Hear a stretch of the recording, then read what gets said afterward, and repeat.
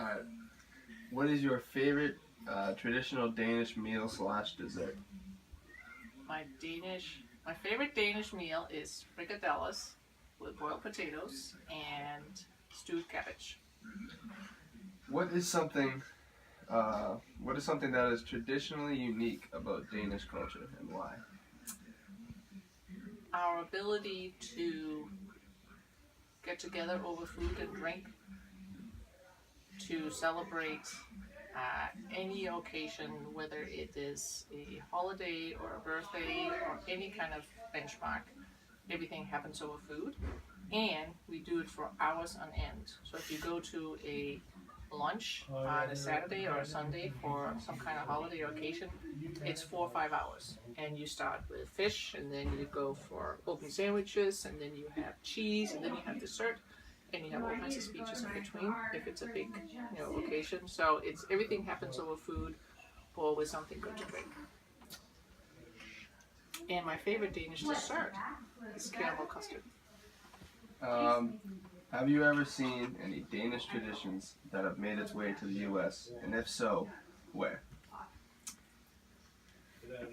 I think that one of the Danish traditions that has made it here is probably the eating of pastries. So in Denmark, there is a bakery on every corner, and everybody in the morning goes and get bread for their coffee. And so Danish pastry is known all over the world, and it has made its way here, and it's something you eat for breakfast. Thank God. Okay. This one is the one that you weren't prepared for. Okay. Why does everything that I read about Denmark, and Danes in general, tell me that Danes are extremely strange people?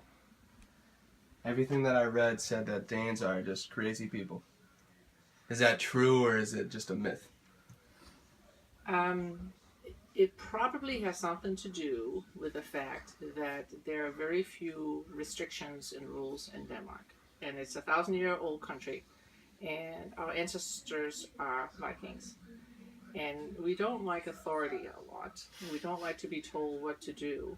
And so what happens is you have a culture where you can do almost anything in public. You can have a beer in public. You can smoke in public. You can go without clothes in public, and nobody really minds. You can also express your opinions to anybody you want to, and we don't, as school children, when I was in school, and it's still true, you don't call your teachers by the last name, you call them by the first name, because you want them to be equal. Because in Denmark, because it's been occupied by Germans under 2 world wars, there is a mistrust of authority. So if somebody is more powerful than you, we've learned that it can be dangerous to have that kind of power. And so I think probably what's happened is that the Danes pretty much do what they want to do. And maybe people find that a little bit strange. Nice mullet.